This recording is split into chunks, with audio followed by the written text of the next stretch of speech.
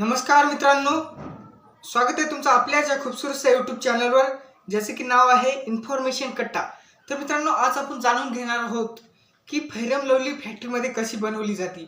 G fair and lovely आज प्रत्येक घरात आहे, जे की सौंदर्याची शोभा वाढवते।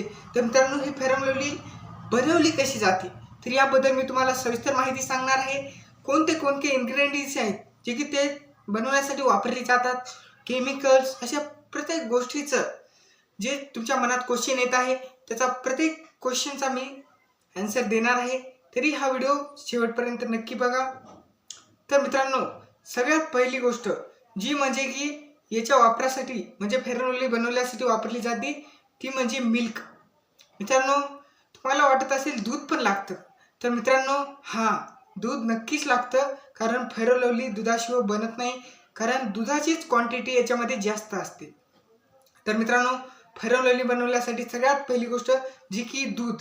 तर मित्रांनो, अनेक टँकरमधून दूध एकत्र आणलं जातं आणि याच्यामध्ये सर्वात महत्त्वपूर्ण घटक वॉटर, तर मित्रांनो पाणी टाकलं जातं आणि असे अनेक केमिकल्स आहेत जे की एकत्र करून मिक्सिंग करून हे फेअर अँड लवली तयार केली जाते।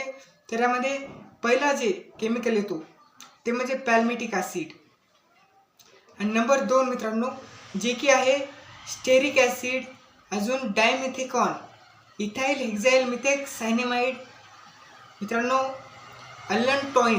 मित्रांनो, अल्लनटॉइन नावाचा एक केमिकल आहे जे की वापरला जातो। त्यानंतर ॲल्युमिनियम हायड्रॉक्साईड बी वापरला जातो आणि ग्लिसरीन, तर मित्रांनो ग्लिसरीन वापरली जाते। अजून खूप काही गोष्टी जसे की सोडियम इस्कॉर्बिल फॉस्फेट हे सुद्धा वापरलं जातं।